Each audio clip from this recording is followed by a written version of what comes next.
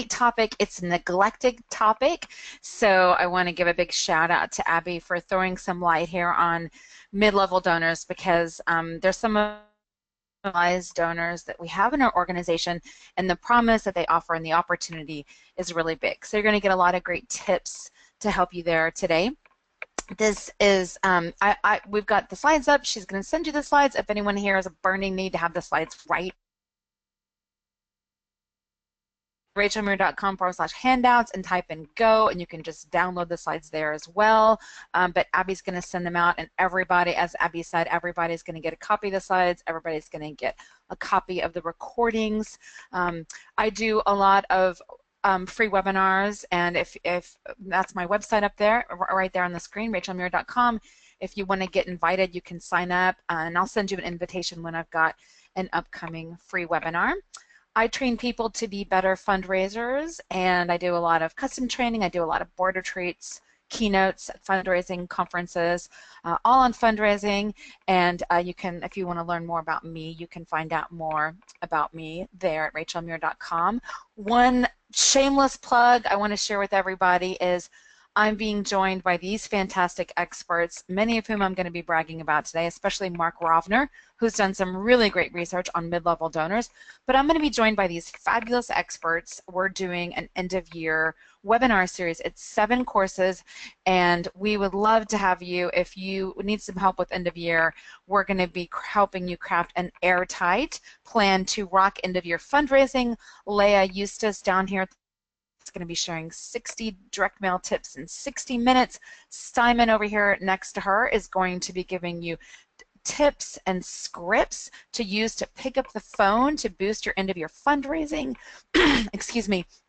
Lynn Wester is going to be talking all about Giving Tuesday hits and misses. She does a fantastic study every year where she gives to organizations as part of Giving Tuesday and reports back on their success or failures. And Shannon is going to be joining Leah and Gail for a special session, a makeover clinic on emails and direct mail. Mark's going to be handling email. I'm going to be talking about mid-level donors. Gail's going to be talking about the whole enchilada of end of year. It's going to be a great course. We have a special just for you guys. This is only for you guys as our guest. If you enter EPIC, when you check out, you can get $50 off this course. So I hope to see you there. If you want some help with end of year, this is a great opportunity to get it. It's 7 expert webinars, including the bonus Ask the Expert Clinic, and you'll be hearing from a lot of great experts. So hope to see you there if that's something that could be helpful to you to rock end of year. It actually starts next week, and it runs for 7 weeks. I have some party favors that I brought. This is one that I want to point out. I think this is an especially great tool as we talk about mid-level donors. You can download this on my website. The URL is right down there. And this is a stewardship pen. And this stewardship pen is specifically crafted around the longevity of a donor. Most people create stewardship plans based on the dollar level of the donor's gift.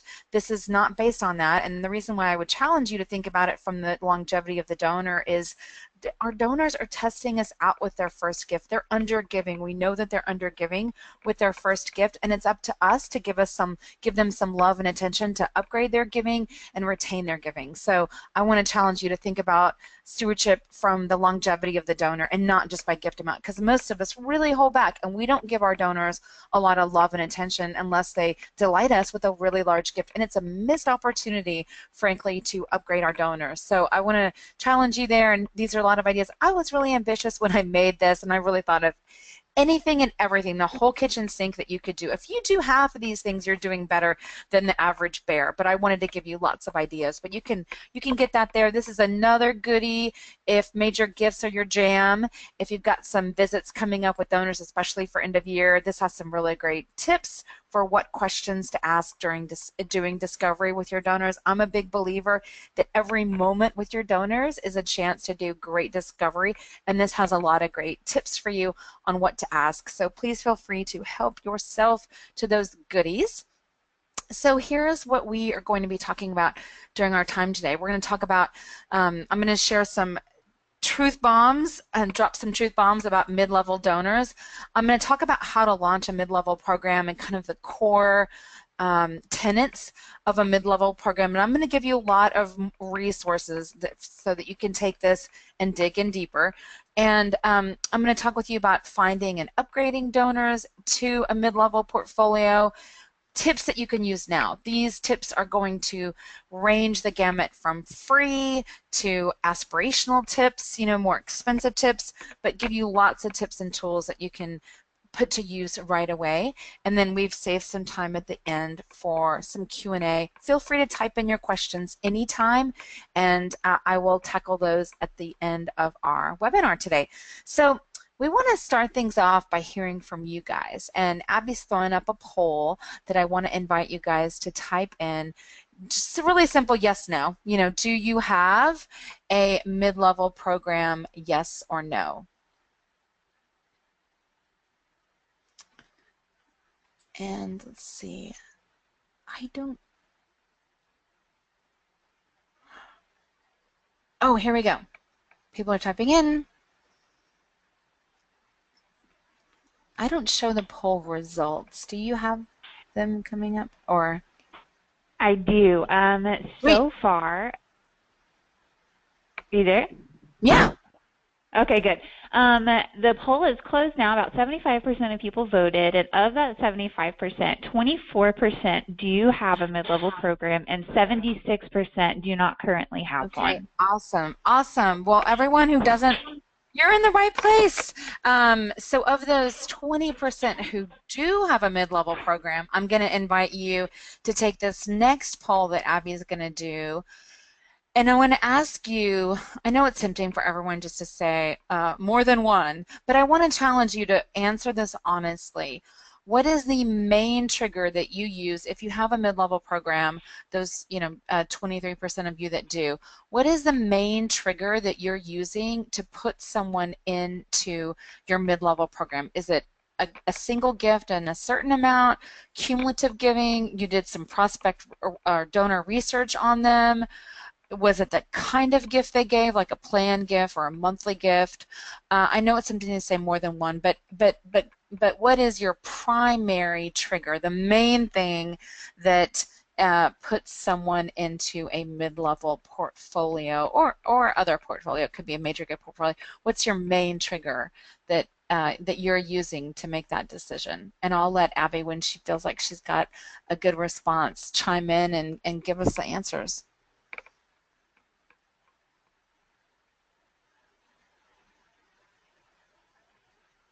All right, it looks like people have mostly gotten their answers in. Judging by everyone's involvement, judging by gift size is by far the most popular one. 55% of people who answered said that they used gift size as a trigger. The next one was more than one of those. Cumulative giving was the third option that ranked at 18%. 4% of you are doing wealth research, and 2% are doing gift type. Awesome, awesome. That's really helpful to know. I'm not surprised that it's a single gift in a certain amount, but I'm excited to see that other folks are looking at their giving cumulatively. And you're going to get some tips in here. You're going to get some free tips for kind of prioritizing a portfolio, and then you're going to get some aspirational tips as well. So that's awesome, and I want to thank everybody for taking the poll. We're going to ask you guys some more questions a little bit later on in the webinar. I promised you some truth bombs, and I'm going to share those with you, especially around mid-level giving. I have the opportunity to present at fundraising conferences, and we see this lovely, perfect isosceles triangle a lot at fundraising conferences, and I think we're lulled into believing that this is actually what our files look like, but if anyone's ever gotten under the hood on their file and analyzed their file at their nonprofit organization, they realize that it doesn't look anything like this perfect isosceles triangle in the real world. It looks a lot like a sombrero. It looks a lot more like this. It looks like a lot of people giving small amounts and a few people giving big amounts. And so what's unique about this is that this isn't because of our donors' wishes. You likely have many donors that are under giving to you right now. And it's going to take something like a mid-level, kind of the touches they would get in a mid-level program, like that level of personalization and that level of kind of customization and exclusivity that we typically reserve for our major gift donors. It's going to take something like that to pull someone out of just giving to you in your general file and inspire them to give a larger gift to your organization. So we think that our fundraising looks like that triangle, but it really looks a lot more like this. But the the challenge and the opportunity is really on us. It's because of us that it looks like this, and we have the power to change that. And I'm going to brag on one of my favorite people in fundraising, and I have lots of favorites, Mark Rovner from Sea Change Strategies. I'm going to show you some of his research in a second. And he likes to talk about mid-level donors as like the middle sibling. Remember, this was a staple in my TV diet. I love the Brady Bunch. I'm outing myself as a child of the 70s. I love the Brady Bunch, and you know, Jan Brady is like the poster child of mid-level donors. I mean, she right here, she's like Marsha, Marsha, Marsha. It's always about Marsha, and you know, Marsha could be like the major gift, you know, in this context. But on average. On the average organization, in a study that Mark Rovner did that I'm going to talk about, and I'm going to show you his research on mid-level donors, he found mid-level donors to make up about 1% of the organization's files, but 34% of the revenue. And like middle children, mid-level donors are prone to neglect. We often joke, Mark and I, that if we want to kind of drop off of the hearing from an organization, making a mid-level gift can often be that impetus. Like you make a mid-level gift and then all of a sudden you don't hear from an organization again and you fall into this black hole. And I think sometimes we fall into the black hole because of well-intended gift officers who have aspirational plans of giving those mid-level donors more love and attention, but they just don't end up having the time. And so we end up getting suppressed from the direct response communications and really not hearing from anybody. And it's a missed opportunity. When organizations have a strong direct response or general fund program, it's typical that we can see over 50% of major donors starting their relationship with the organization with a general fund gift. And another one of my favorite experts in fundraising is Lynn Wester. I love her. She is the donor guru. That's who she is, and she's great. I got to see Lynn doing a keynote, and she shared this statistic. 89% of Harvard's million-plus donors started out with a first gift of less than $20. 89% of them. That's huge. Our donors start somewhere, and this is a really great opportunity for us with mid-level donors to find these donors and upgrade these donors. You know, I think that mid-level donors really get overlooked a lot. They're not as exciting as the million-dollar prospect. And, you know, we've got the major donor fundraiser right there with the million-dollar prospects. And then we've got direct mail geek over here on the left. And, you know, they're not as, for him or her, they're not as intuitive as new donor acquisition. It gets overlooked because there's this culture clash between analytics that you can scale and the sophistication and exclusivity of major gift donors. And mid-level is kind of a hybrid. These are, I mentioned that I was going to share some of Mark's research. This is done by Mark and his partner, Aaliyah McKee. Great research. The Missing Middle is a great read. And then he's got How to Treat Mid-Level Donors Like Major Donors Without Breaking the Bank.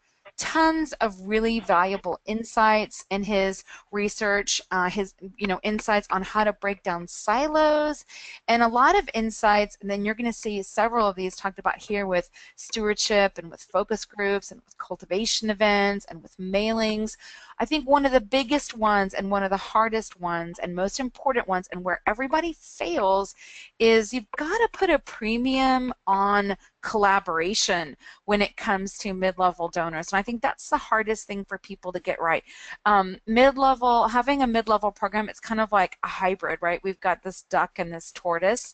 It's marrying the custom experience of major gift fundraising with the efficiency and the scale and the discipline of a healthy direct response team. And more than any of that, and really the glue that holds success in mid-level fundraising together, is incentivizing these two departments that can be warring factions, fighting over donors, to put a premium on collaboration. Because a lot of times, without incentives to collaborate, why mid-level donor programs fail is because the direct response people are being evaluated on how much money they bring in, and if they've got people that started out in direct response and start making larger gifts, they don't want them taken out of the program and their revenue to go down in their program and them to lose their jobs or get raked through the coals.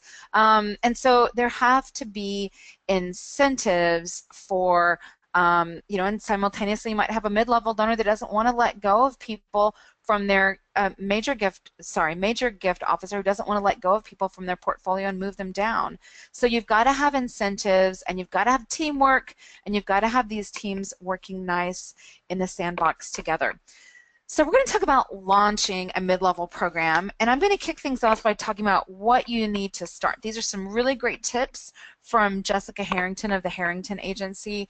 Of course, I mentioned leadership and how important leadership and incentivizing collaboration and putting a premium on collaboration is. We don't want people to be punished for a donor upgrading, and that's kind of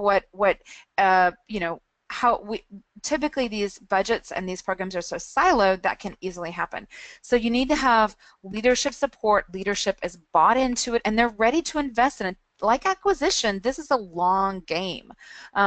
Internal teams need to be bought into it. Annual fund, major gifts, communications, programs. Need a staff person to do it. I've seen organizations trying to work around this, give some of these responsibilities and give a small mid-level portfolio to someone who was newer and starting out in fundraising, or do it part-time, or kind of see where it goes and how it grows. But you definitely have to staff it if you're going to see success. And you're going to need some operational support, your database, your acknowledgments, your stewardship guidelines, and of course, going to need some donors, right? You're going to have to decide, who are we going to give this love and attention to, and how are we going to decide what their experience is and what they get. So let's hop over there to that.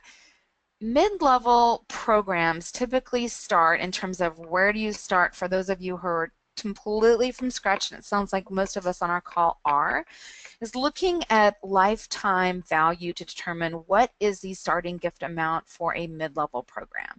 I'm going to talk with you about it can be other things that you use to start, like cumulative giving, engagement levels, referral types of gifts. We're going to talk about that as well. But those are the things that's kind of the gateway of an entry point for, where do I put these people? And you've also got to have an exit strategy as well. When do these people, when are they taken out of your mid-level program? When do they transfer out? Do they lapse? Are they demoted? How and when?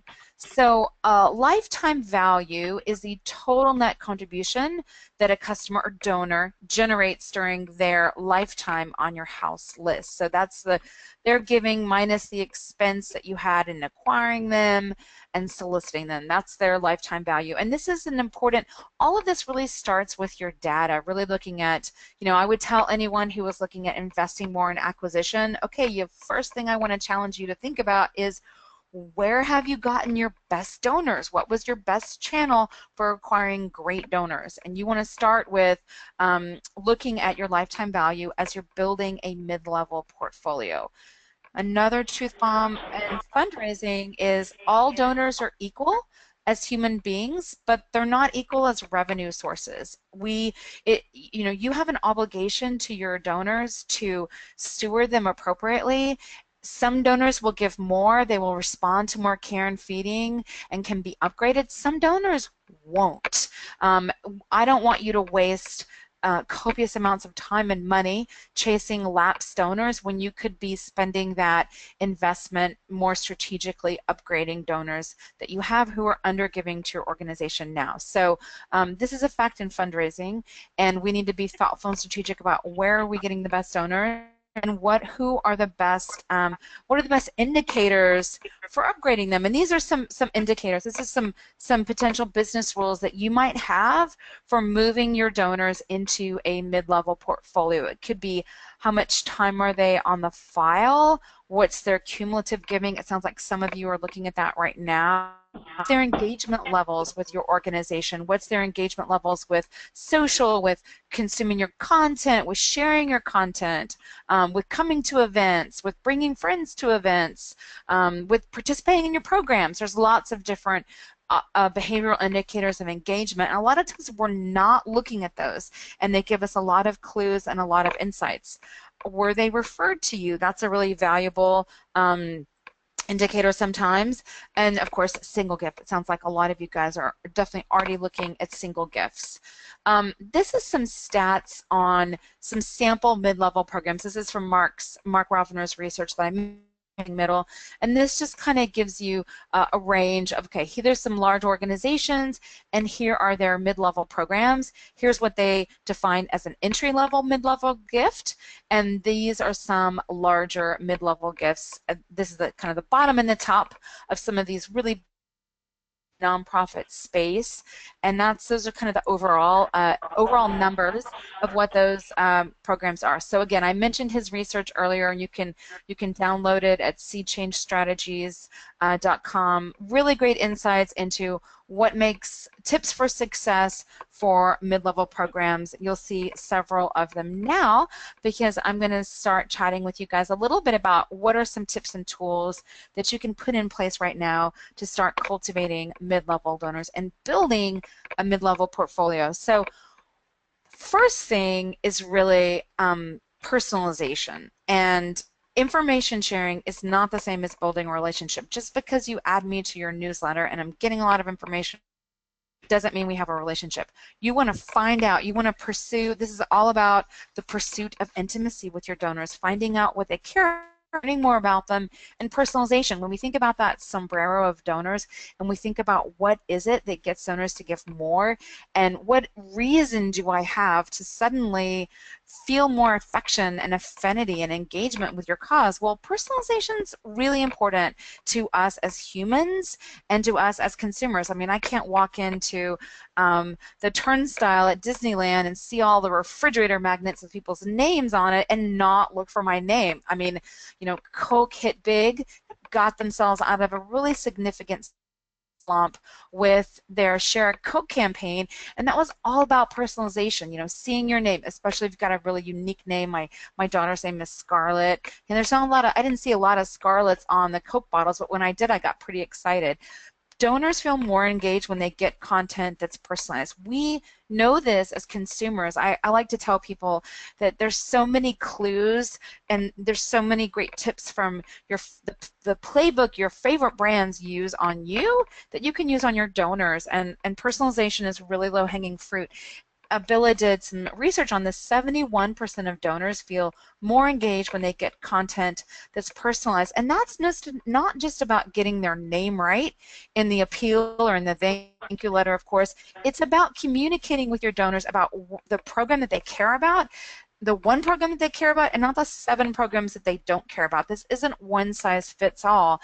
25% of donors in that study by Abilla said that they would stop donating if the content was about programs that they weren't interested in. 35% said they'd stop if it's too vague. So it isn't one size fits all. Segmentation is king, and we need to be pursuing intimacy. I'm going to show you some examples of surveys, which are a great tool to do that.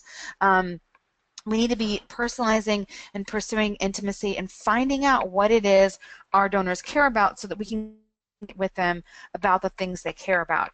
Donors give for their reasons, not our reasons. And it's up to us, the onus and the responsibility is on us to figure out what those reasons are. You gift.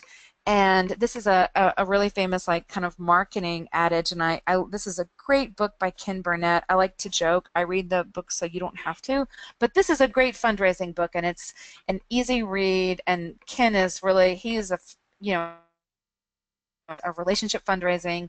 This is a fantastic book, and I love this phrase. It doesn't matter what you want to sell, it only matters what your donors want to buy. So I encourage you to find out what it is your donors want to buy. You know, I mentioned the for-profit world. They have much higher customer retention rates than we do. A skyrocket, like it's mind-blowing. Like 91% donor retention, hovering around the 40% for retention of our donors. So we've got a lot of opportunities. One of the most primary things you can do is just find out more. You know, I like to say read less minds, ask more questions. Surveys are great tools for doing that, surveying your donors on what they care about. I love this example because it's like a Facebook-style quiz. Now, the one thing that you're not seeing in this great quiz, this great survey, is you're not seeing the subject line. So the subject line is the most important element of any online survey that you're going to send your donors. You've got one goal, and that's to get it opened. You need to have a really catchy, really well executed subject line to make that. Some really good questions. How are we doing on communicating? What got you involved? You don't see it, but there's another great question that was in this survey that was, where would you most like your gift to impact? And it had 3 different options. This organization was serving kids, they were serving families, and they were serving adults. That question is pure gold, because if the person says kids, you're only going to send them appeals that feature kids. So this is really valuable information to ask your donors. So I encourage you to think about doing a donor survey. I've got some survey recommendations for you. Communication preferences is a really great question to ask. Now, be sure that if you ask that question, you can actually make good on it. Be sure that if you ask that question, you can actually, if your donors say, you're not giving me enough communication, you can dial it up. The opposite, if it's too much, you can dial it down. Who do they most want to impact? You know, of all the populations that you serve, where do you most want their gift to go? Why did they get involved in the first place? Satisfaction levels. This is a really great question, satisfaction levels. And here's some questions. This is from Sophie. It's sofii.org, and it's a great website that is loaded with all kinds of best practices and fundraising examples that you can see from all over the globe. Australia, New Zealand, the UK. These are some sample donor satisfaction questions, and I would challenge everybody that's joining in today. You know, I can't go into the Gap and buy something without getting a survey to entice me to take the survey with giving me a discount, but I'm going to be asked a survey. If you had any problems logging in today and you had to file a support ticket from Citrix, Citrix is going to send you a survey, and they're going to ask you a lot of questions about what your experience was like. But we don't do this in the nonprofit world, and asking donors their feedback is a very important key element of a strong, robust mid-level program. And a donor satisfaction survey is a great opportunity for you to do that. And it's significant. And we know from some amazing research that Adrienne Sargent has done, satisfaction is the #1 driver of donor loyalty. And what's shocking to me about that is that we don't measure it. I've yet to meet a gift officer who's actually measured on how they make. I've never seen anyone actually be asked that. And I think that that is a missed opportunity. And I think that satisfaction of your is a really worthwhile thing for you to figure out, and for you to also judge your major gift or your mid-level gift officer's performance by. But we like to be asked feedback as humans. We like to give it. and you want to be there to intervene to amplify a great experience or to fix a bad one in the moment that it happened. You don't want that donor to be lapsed and you be trying to get back to them, after they've been on your file for 18 months and you've spent 3 times as much money trying to get them to come back. You want to be able to strike while the iron's hot, figure out what went wrong, and fix it then. So these are some tips for surveying. Short and simple. I mentioned this earlier. Subject line is everything. I love subjectline.com. Subjectline.com is free, and you can enter in your idea for a subject line, and it'll rate it. It'll rate it based on deliverability, based on triggers. It's going to set off someone's spam filter. It's a really great resource. 6th grade reading level for everything. 6th grade reading level for your appeal letters, 6th grade reading level for your end of year campaign, 6th grade reading level for surveys. Avoid the acronyms. Don't ask anything you already know because you're basically wasting a question if you ask something you already know. So like, don't ask how much they gave or when was their last gift. You know that. It's in your CRM, so don't waste a question on that. I mentioned this earlier, if there's anything we're not ambivalent about as Americans, it is outrageously fantastic customer experiences. We want them, we crave them, we expect them. And like it or not, as nonprofits, we're held accountable to the exact same expectations. And I think, as I mentioned earlier, there's a lot that we can learn from our favorite brands about how they treat us as customers and use that for our own experiences.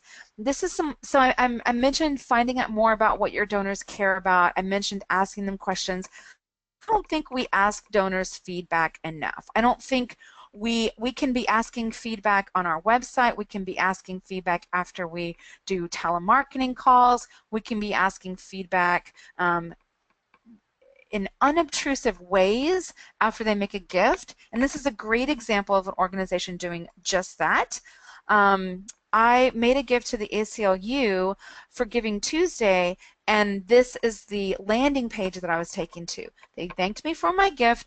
It had pre-filled my name, my email address, and it just had an optional comment box for me to share why I donated that day. This is such low-hanging fruit. If you're not using this in your donation form, I challenge you to implement this now. Super easy to do. It's optional. It's not mandatory. It's just optional. But this is a great way for someone to, your donor, to share more personal information about what is motivating their gift. I mean, they could say all kinds of things, right? Answering this, they're raising their with completing it and with what they say. They could be raising their hand to make a monthly gift. They could be raising their hand to make a planned gift. They might have maybe they challenge their friends to join them in the gift. Maybe they maybe they're making a gift in honor or tribute to someone. I mean, there's all kinds of different revealing significant ways that they will answer this. Of course, why they're making this gift, what's important to them, why now, why the ACLU. These are all really opportunities. So I've got another poll that I want to invite you guys to take. Do you survey your donor? So I'm going to let Abby put up this poll and let people answer it. And maybe you've never done it, maybe you've tried it once, maybe you do it every year, or maybe you're really ambitious and you do it more than once a year. I'm going to let you guys answer that, and when Abby's ready, she can tell us the answers. I've got some background noise that might be from coming from Abby, I'm not sure, just FYI, but I'll let you go ahead and answer the poll answered.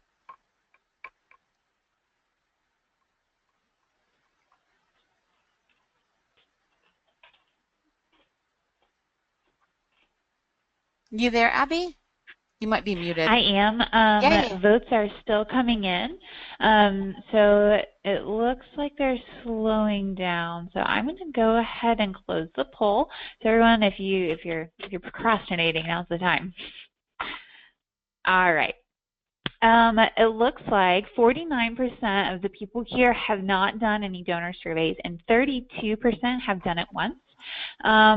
we have 13% who are doing it once a year, and 6% of you are surveying your donors more than once, which is awesome. Awesome. Very cool. Very cool. I want to give a shout out here. I'm going to be talking in a minute. We're going to, well, in about 10 minutes, we're going to have Q&A. So I want to invite you guys to type in your questions into the chat. If you have a questions box and you're typing them there, Abby can just I see a questions box in my control panel. I mean, sorry, a chat box. So, but I want to give a shout out for you guys. Please feel free to type in any questions that you've got. We've got some time at the end to tackle them. I haven't seen any come in. It's about some prioritization for small shops. So a lot of you talked about you were looking at cumulative giving with your donors. And I think if you're pulling a file and you're trying to do some prioritization to those, definitely pick a cumulative gift amount because you might have donors that are giving to you really loyally over lots of different opportunities. Maybe it's an event, maybe it's the end of year appeal, maybe it's a spring appeal, and you want to pick an amount that's cumulative for kind of prioritizing. Like say you're just, this is a quick and dirty, this is like a free as kittens strategy for maybe doing some prioritization if you were going to look at a mid-level program, and then you were going to start tackling, okay, how do I see if some of these people would respond to me?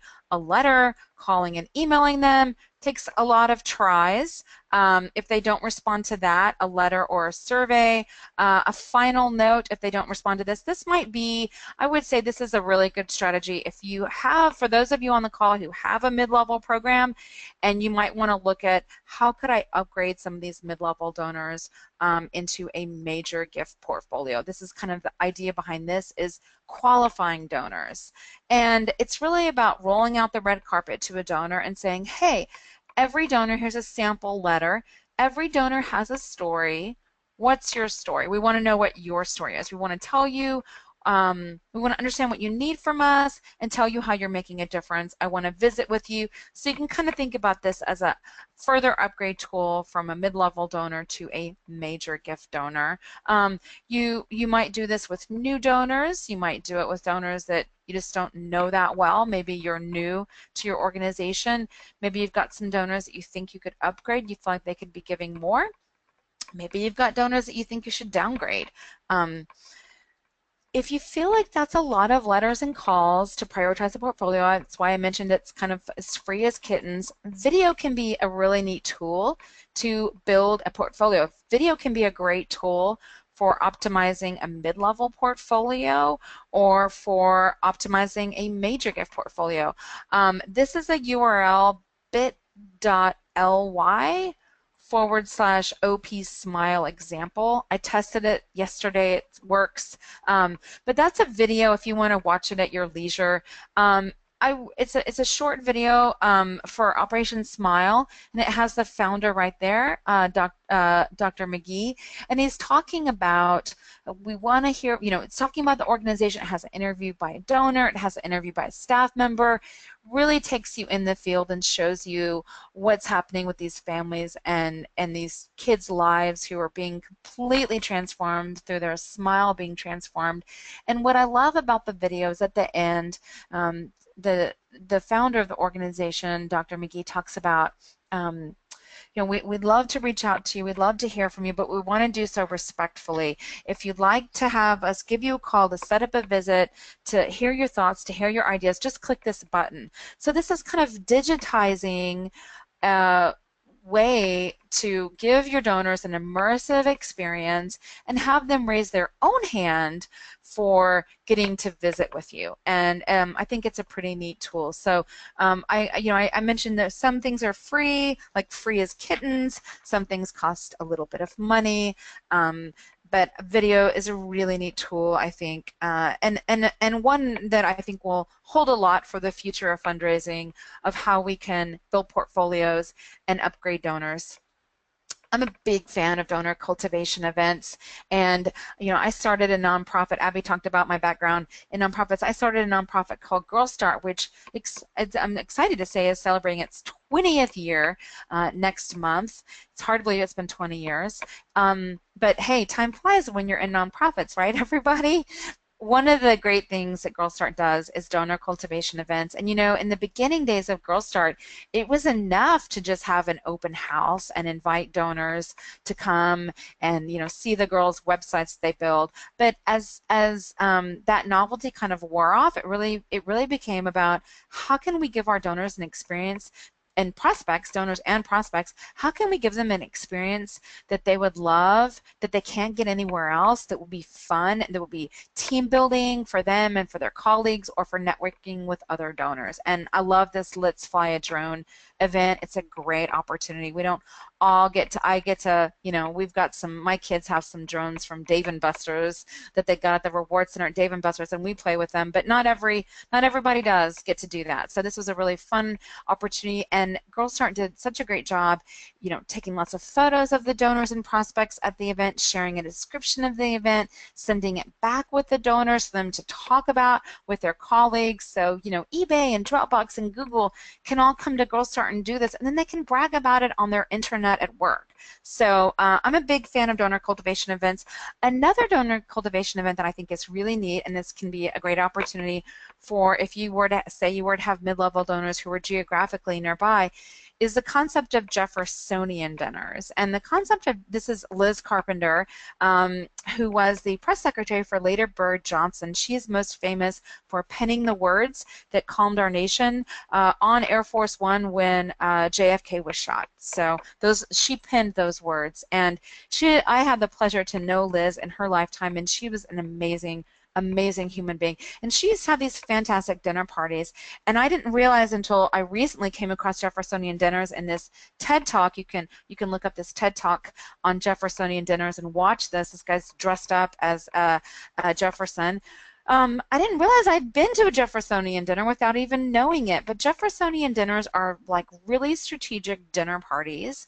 And the goal is building rapport and cultivation around a topic, an issue that it isn't so insular as like, how is Girl Start going to raise $10 million to build a new technology center for girls, but something larger and bigger scale, like how can we close the digital divide for kids in STEM, right? So some other kind of pressing, larger scale question.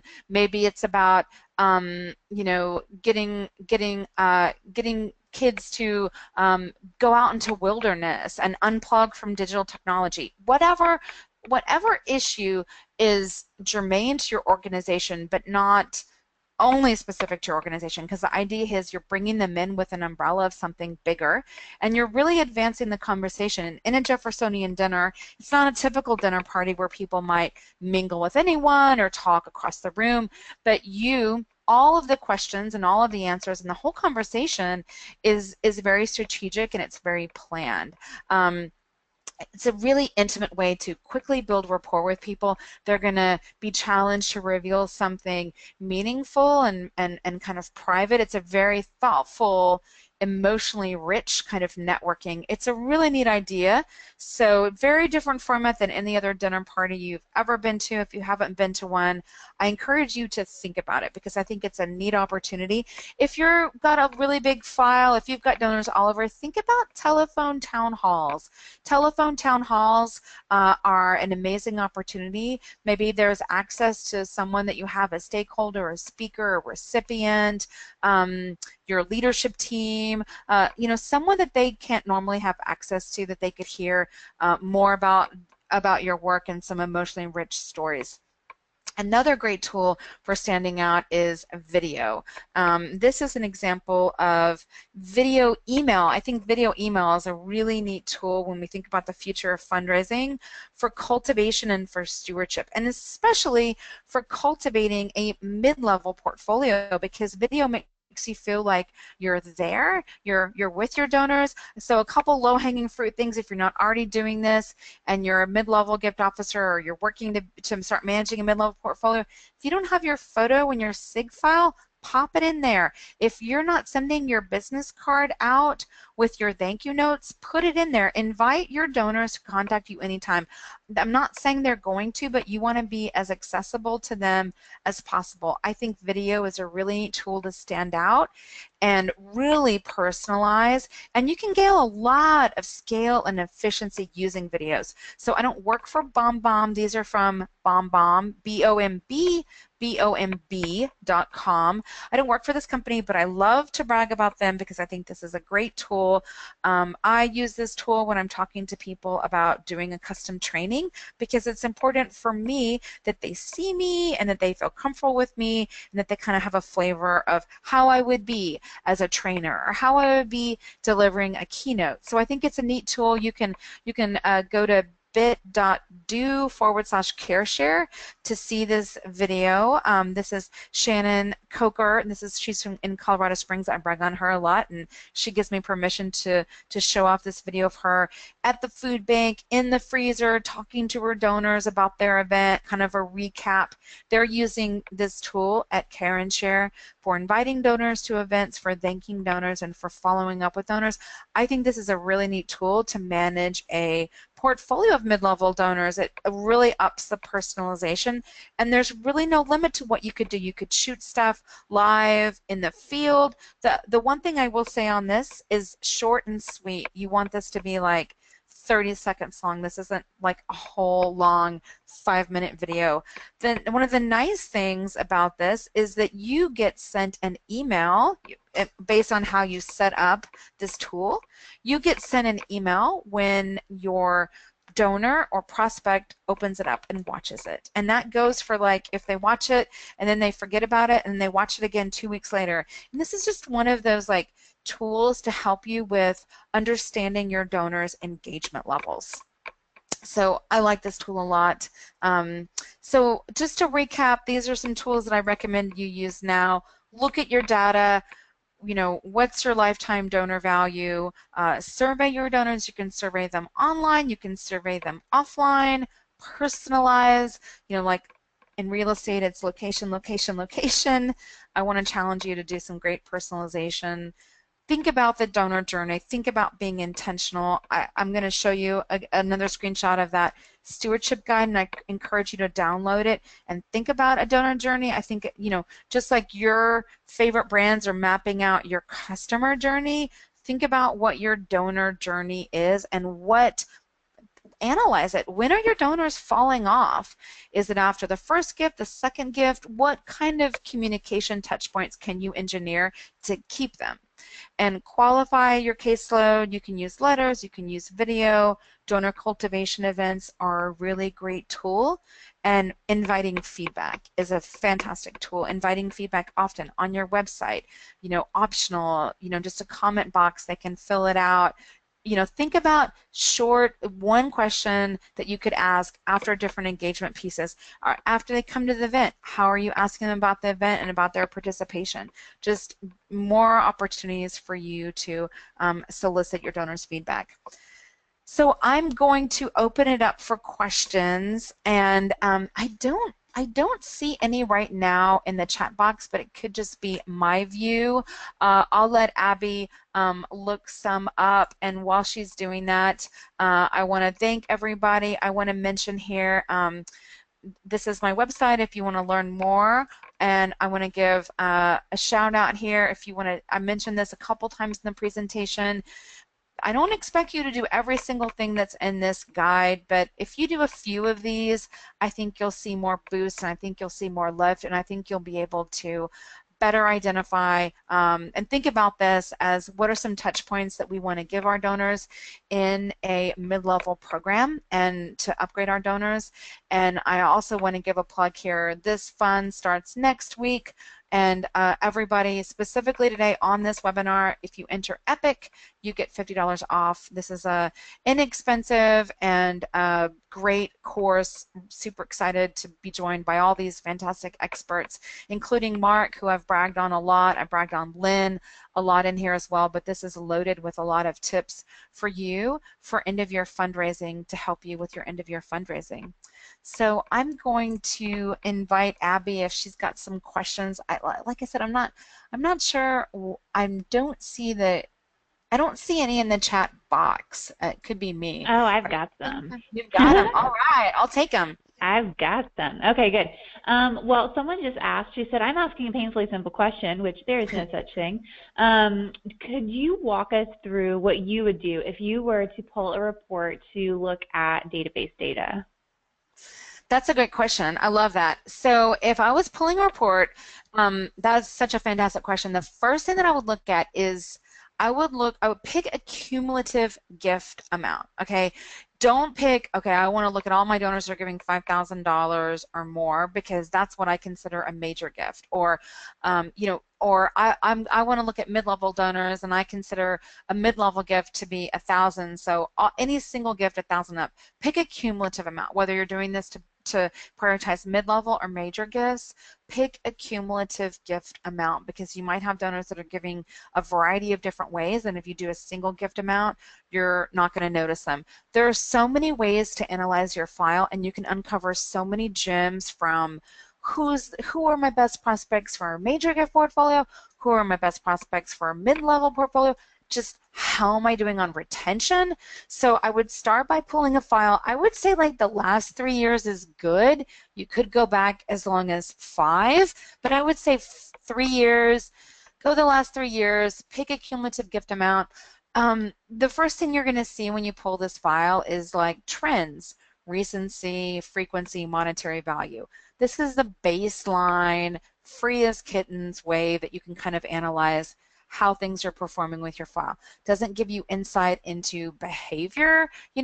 Are these people sharing my content? Are they reading my newsletter? Are they coming to events? You likely have that information through other sources, or if you've got some tools integrated and working well together, you might have all of that together, and if so, awesome.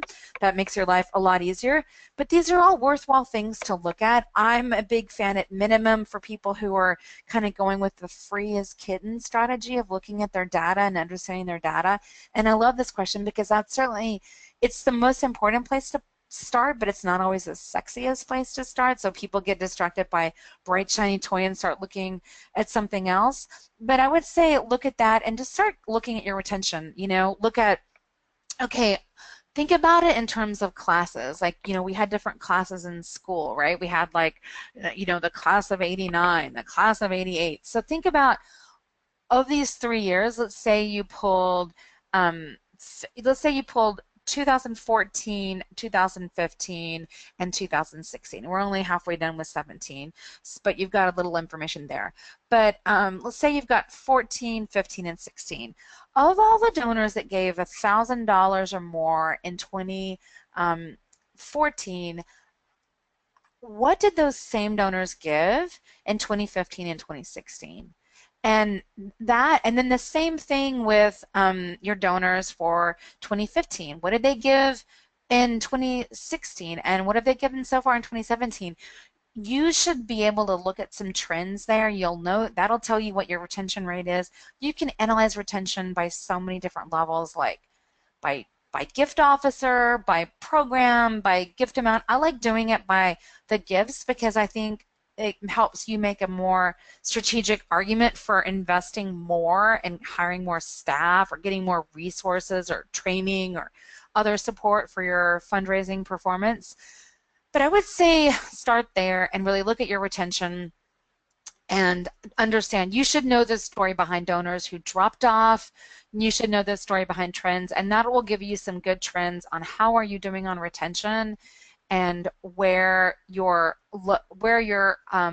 lowest hanging fruit is that you can give more love and attention to hopefully retain and upgrade. Great question. Thank you for asking. That was a great question. Parsing through information like that it can be kind of overwhelming because, like you said, there's so many ways and places to look and ways to interpret your data. Once you have pulled those reports and you figured out your retention and you figured out kind of who your players are in the mid-level game, we've had a couple of questions about incentives or freemiums. Do you think a mid-level donor program is a place to have some of those incentives, or how should a nonprofit go about approaching that? That is another awesome question. This is a great question, and So um, I this is one of this is this is hotly debated. Um, I will tell you this. Donors don't give in order to get a tchotchke. Like they don't give in order to get something. That doesn't mean you can't give them a brand appropriate gift. And you can give them a brand appropriate gift that is inexpensive, that is memorable, that is valued, that is appropriate. Like it could be like a photograph of them at an event. I was just I was just presenting last week with Habitat for Humanity Greater San Francisco, and we're talking about getting donors right now, you know, in this webinar about how do we get donors to answer these surveys, how do we ask for feedback from an event and get donors to answer. Well, one of the ways they do that is, you know, at their event, they're taking all these photos with donors, and their donors want to download the photos, and they have to answer a few questions about the event in order to have access to download the photos. So that's a really great strategy there. I love that. Isn't that awesome? That's so cool.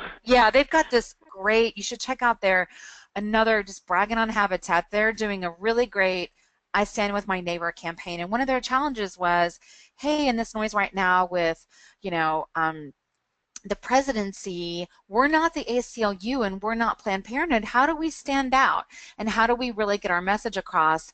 And they're doing a great campaign called I Stand With My Neighbor, all about community building, and a really great way for them to really have people like see their relevance in a climate where there are a lot of organizations who you know may be kind of top of mind for a lot of donors. So how do they fit into that? So great job, love bragging on them. But we back to tchotchkes. I think a brand appropriate gift is or brand appropriate tchotchke, you know, like maybe a photo, something that's meaningful to your organization and doesn't break the bank. But donors don't give. I don't give because I want to be featured in your newsletter holding a big paper check. I don't give because you're going to name me in your annual report. Like I give because I want to make a difference. What I want most of all is to feel like my gift mattered. So focus your energy on letting your donor feel like their gift mattered. You're always better off focusing on that than on a gift. And if it is a gift, it needs to be something that's affordable and brand appropriate. You don't want your donors to be like, what? What is Abby sending me this gorgeous like $100 coffee table book about Palestinian refugees? I didn't want to pay for this. You know, you don't want to overwhelm your donors with something like that. So I would just say stay grounded that they didn't give to you because of a gift. And I mean there are organizations out there with really big direct mail files who are using tote bags and, you know, stuffed animals and other stuff like that to get donors, and that's its own struggle because, you know, they're struggling with, you know, acquiring those donors and keeping those donors, and, you know, so it always needs to be brand appropriate and in line. I think donors, what they care about is making a difference and access. So that's my advice on that one. That is a pretty great. I like the idea of a small appropriate gift as a thank you and not necessarily as an incentive. I think that's a really excellent way to look at it. And kind of in relation to that, there's a lot of work and consideration that goes into building one of these programs. And I've gotten a couple of questions from people who seem like they might be a little overwhelmed.